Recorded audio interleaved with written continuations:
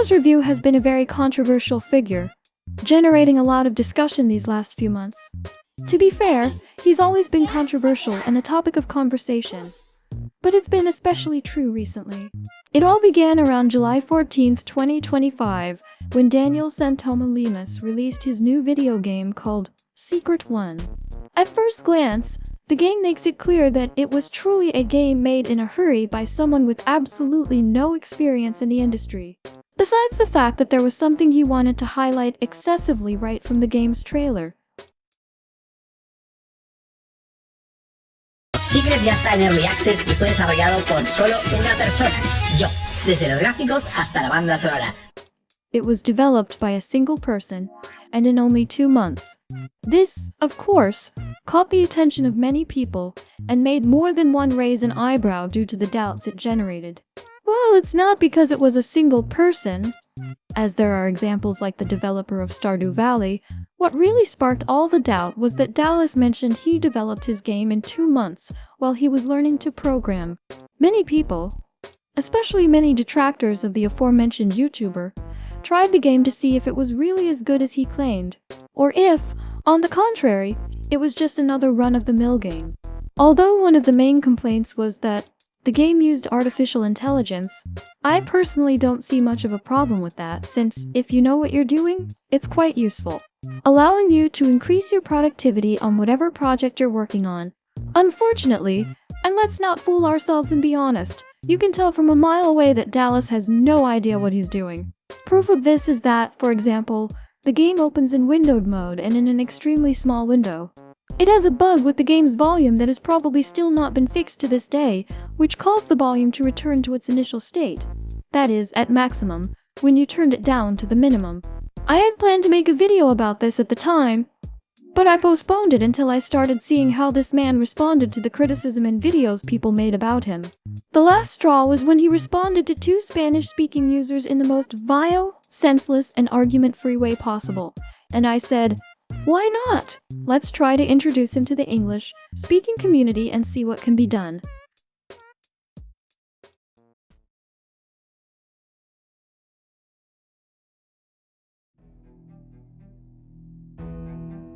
There are a ton of people making videos about Dalas's game, although most of them were just jumping on the bandwagon to see if it was good or bad. But there was one specific YouTuber who stood out from the rest, not because of how harsh or rude his critique was, but because he received a copyright claim from Dalas.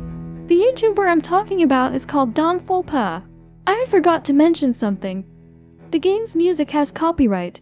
Because of this, many gamers who uploaded their videos, including Don Felpa, played the game with the sound off and legally, by purchasing the game. But this didn't prevent the aforementioned claim.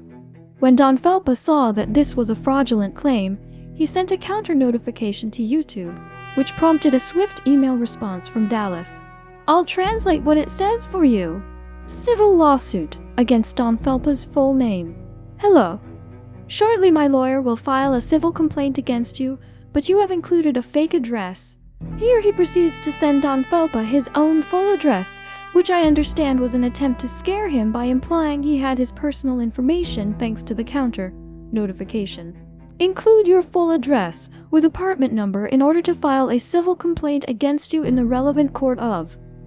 I assume he mentions his city and state. If you don't, I will report your fraudulent counter notification to YouTube, resulting in another strike on your channel or its deletion for abusing the counter notification system. It's funny that Dalas writes this when he is the one abusing the copyright claim system. As soon as you do it, provide your correct address to be served, you will receive the civil complaint at your home for the use of the material in your video, for which you will have to find and pay for a lawyer and the upcoming damages for the use of protected material on your channel. Thank you. From what I understand, Don Felpa obviously did not send the requested information.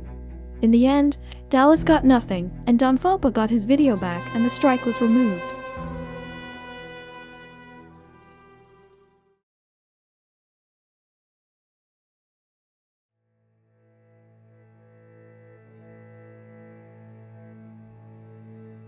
The next person to enter Dalas' sights was someone known as Leyendas and Videojuegos. A month ago, on August 14th, he made a very interesting and detailed video about the decadent scene of YouTuber games. This video is 49 minutes long because it shows and discusses many YouTubers and the projects they developed or were involved with. In a 49-minute video, he only spoke about Dalas for a mere 5 minutes, talking about the aforementioned Secret One and also bringing up some mobile games of, frankly, very dubious quality, and one particular video game he released about 8 years ago, for fun, which came out in 2017. Obviously, these mentions did not sit well with Dalas. Dalas made a video on his secondary channel about this, accusing leyendas and videojuegos of being a pathological liar, like all his detractors. In fact, right at the start of the video, Dalas begins by insulting the user who mentioned him, saying, Y pues básicamente me salió este vídeo con no te lo pierdas, más de medio millón de reproducciones en 3 días, cosa que el resto de sus vídeos de mierda ni se le acercan, y por supuesto, ¿por qué razón? Porque me pone en la portada, pero no me pone de cualquier manera, me pone asegurándose de dibujarme con la nariz vieja que tengo cambiada desde 2019. As you can see, Dalas has a very noticeable issue with how he used to look, making it clear that it apparently bothers him when people use his appearance from back then. He also accuses Eric's game of being a copy of Stardew Valley without any valid argument. Las últimas semanas ha estado encabezando titulares por haber lanzado un juego que, según sus palabras, ha hecho en 2 meses y él solo, sin la ayuda de nadie. Secret 1, que se ha lanzado en Steam en Early Access. Según han explicado otros creadores de contenido que han tenido el valor de pagar los 40 euros que vale en Steam, o casi 50 que vale en Android, el juego está completamente roto. A duras penas es jugable y salta a la vista que todo está hecho con inteligencia artificial. Esto es increíble, de verdad. El juego está totalmente roto. ¿En qué? ¿Quién carajo sabe? Y encima no es que lo diga él, porque él ni siquiera se ha dignado a probar el juego, que podría haberlo probado perfectamente. Te vas a hacer el rata cuando vas a estar cobrando con este vídeo a costa de ponerme a mí en portada. Perfectamente podrías devolverlo antes de las 2 horas. No, el tipo ni se molesta en hacer el trabajo mínimo de investigación para ver cómo de roto puede estar mi juego. Y digo yo, si tan roto está, ¿cómo puede ser que incluso en la primera versión, antes incluso de la actualización que le metí hace un par de semanas, un montón de gente se pasó el juego? Ah, no, está totalmente roto. ¿En qué? ¿Quién carajo sabe? Y además, la gracia es, según cuentan otros. ¿Quién exactamente? ¿Tu tía moribunda? ¿Quién carajo te dijo que estaba totalmente roto? Lo de la inteligencia artificial ya es algo que, en fin, ya traté con más extensión en el vídeo anterior que tengo aquí dentro del canal de Dalas sin filtros. Os recomiendo verlo si no lo habéis visto. ¿Verdad? ¿Cómo de asquerosamente patético tienes que alcanzar a ser para pensarte que un videojuego se puede hacer con inteligencia artificial en plan de hazme un juego? Y automáticamente la IA, ¡hala! Te lo da todo. Esa gente supongo que viene una tecnología del futuro, que son viajeros del tiempo, y entonces viene aquí a decir que, claro, han usado una tecnología que no existe todavía, y la IA te puede hacer un juego completito solo diciéndole hazme un juego de piratas, y ya está, te saca un juego. Y honestamente te digo, preferiría que un juego me lo hiciera la IA por completo a tener esta aberración. Esto es una captura de su juego, ¿vale? Si el mío salta a la vista que me hizo toda la IA, el tuyo salta a la vista que te lo hizo tu primo de 10 años con Paint, la misma edad que le gustan a tus amigos. Pero de verdad, ¿cómo de difícil puede alcanzar a ser simplemente probarlo y ver si está tan roto? Si cualquiera de vosotros lo puede probar sin ningún tipo de dinero envuelto de por medio, porque podéis reembolsarlo antes de las 2 horas. Y si cualquiera de estos enfermos lo habría probado lo más mínimo, no tendría la capacidad de decir en qué está roto exactamente. Es como la típica que se suelta al aire en plan de está lleno de bugs, ¿cuáles? ¿Quién sabe? Lo mismo de tiene un montón de demandas, ¿cuáles? ¿Quién sabe? Payaso, de verdad. Honestly, with the number of videos of secret ones floating around the internet, you don't even need to buy it. Why would you waste money on a game made with neither love nor any effort? I don't think I ever saw a single video of someone who actually finished the game. I did, however, see a ton of people complaining about errors when trying to save their game, materials that were difficult to store, or even bugs where, after buying a material and taking it where you needed it, it wouldn't appear as available to use. I find it a bit pathetic how he tries to evade the fact that the game is indeed made with artificial intelligence.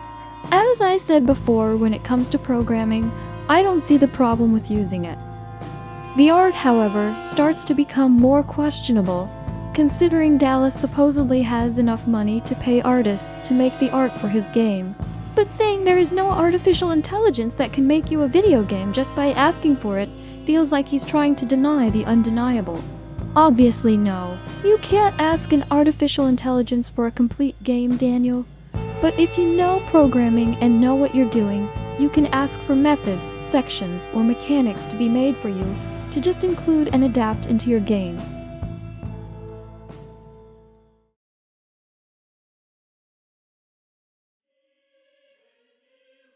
What was undoubtedly the straw that broke the camel's back was when Dalas attacked the YouTuber Numinosa in a disproportionate and unjustifiable way. She had made a video titled Narcissistic Creators and the Dunning-Kruger Effect. For those who don't know, the Dunning-Kruger effect is basically a cognitive bias where people with low ability or knowledge in a specific area tend to overestimate their own competence, while experts tend to underestimate their own skills. Numi used Dalas' review as a reference for the video, where she didn't really say anything bad about him.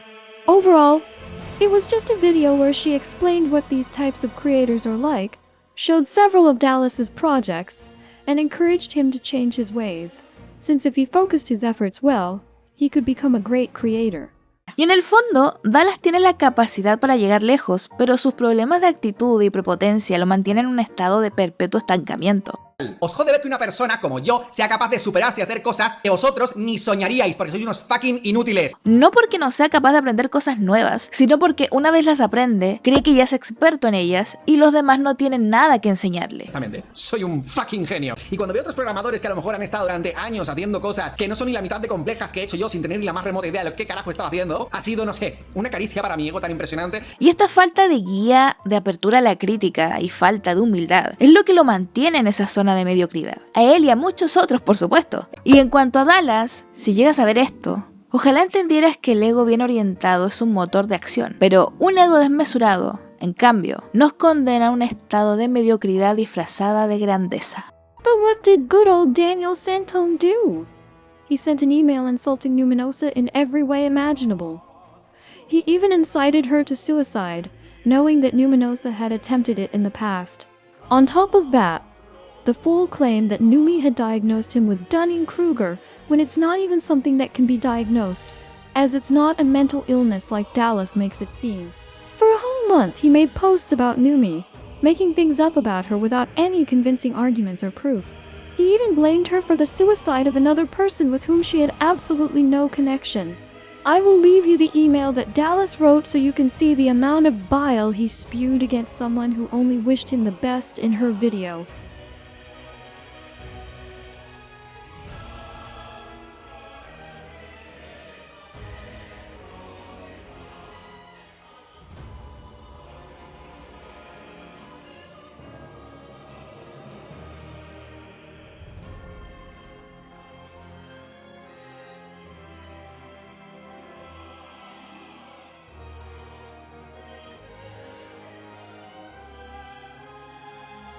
I wanted to delve deeper into everything Daniel did against Numi, but in recent days I saw that he was accused of some very disturbing things, and generally the things he tends to accuse others of. Among these are accusations of pedophilia for conversations and sending photos to underage girls, and just a few days ago, one of his ex-fans exposed that he had a group where most, if not all, of the girls were minors. And to this was added a debate he had with a figure named Rigoberto, in which Daniel was left humiliated, revealing that he knows nothing about the topics he discusses, even though he was the one who changed the debate topic hours before it happened. He wanted a rematch with Rigoberto, but tried to force it to be only on his channel and without intermediaries. I wonder why. Rigoberto insisted that he couldn't, as he has a tour in Colombia, and told him to pick a date, and it would gladly be hosted on the Red Pill channel as an intermediary.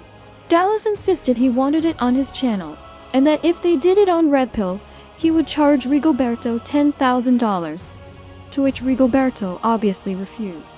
I probably did a terrible job explaining that, but I'll leave some clear evidence for you to understand. Immediately after Dalas saw that Rigoberto was not going to give in to a debate on his channel, he threatened to expose him as a pedophile and a homosexual, and something about his mother.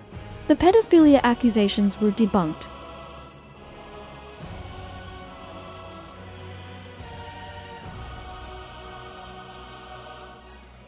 And I don't know what he wanted to publish about Rigoberto's mother, but I still find it a very low blow to go after someone's family when the problem is with Rigoberto himself.